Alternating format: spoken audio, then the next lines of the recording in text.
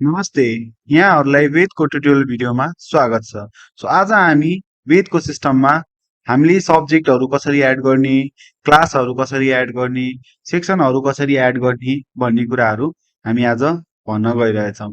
त्यसको लागि चाहिँ फर्स्टमा हामीले सेटअपमा जानु पर्यो। सेटअपमा गइसकेपछि हामीले यहाँ सब्जेक्ट्स भनेर अप्सन देख्न सक्छौँ। सब्जेक्ट्समा क्लिक गरिसकेपछि सब्जेक्टको नेम लेख्नु पर्यो। त्यसपछि कोडहरू छ भने चाहिँ हामीले कोडहरू राख्दा नि भयो। थ्योरी क्रिएट आवर र हाम्रो प्र्याक्टिकल क्रिएट आवर छ भने चाहिँ त्यहाँ हामीले क्रिएट आवर पनि राख्न सक्यौँ। फर इक्जाम्पल म एउटा सब्जेक्ट एड गरेर देखाइदिन्छु।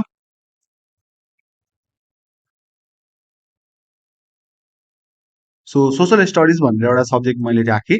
त्यसपछि यो सब्जेक्टको कोडहरू छ भने कोड राख्दा पनि भयो। क्रिएट आवर छ भने चाहिँ क्रिएट आवर भयो। त्यसपछि हाम्रो एउटा अप्सन भनेको यहाँ क्यालकुलेट मार्क्स एन्ड रिजल्ट भनेर देख्न सक्नुहुन्छ।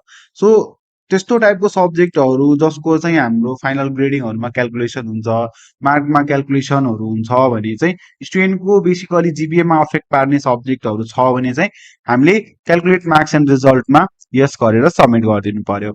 इन केस हाम्रो सब्जेक्टहरू लाइक इसिए सब्जेक्टहरू छ, नन एकाडेमिक सब्जेक्टहरू छ भने चाहिँ त्यस्तो टाइपको सब्जेक्टहरूले जिपिएमा अफेक्ट पार्दैन भने चाहिँ हामीले क्यालकुलेट मार्क्स एन्ड रिजल्टमा नो गरेर सबमिट गरिदिन सक्छौँ।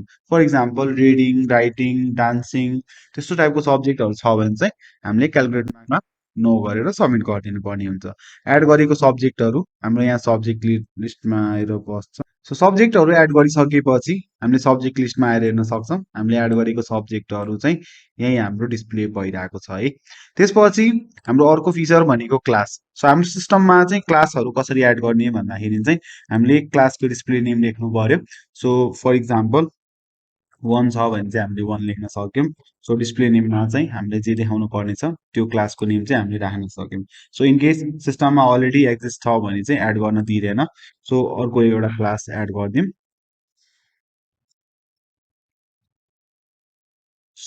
अर्को पनि हाम्रो एउटा क्लास चाहिँ एड भयो है। अर्को अप्सन भनेको हाम्रो सेक्सनहरू। सेक्सनहरू चाहिँ हाम्रो सिस्टममा म्यान्डटरी नै हुन्छ। त्यसको लागि चाहिँ हजुरले जतिवटा सेक्सनहरू छ त्यो सेक्सनहरू हजुरहरूले थप्न सक्नुहुन्छ। फर इक्जाम्पल अब म एउटा सेक्सन बी भनेर लेखिदिन्छु। अलरेडी एक्जिस्ट भनिदिइहाल्यो। इन केस सिस्टममा अलरेडी एडेड छ भने चाहिँ सिस्टमले फेरि पनि त्यो सेक्सन चाहिँ एड गर्न दिँदैन है। यहाँ हजुरले हेर्न सक्नुहुन्छ सेक्सनको नेमहरू चाहिँ। यो चाहिँ हामीले एडिटहरू गर्न पाउँदैनौँ एकचोटि एड भइसकेको छ भने चाहिँ।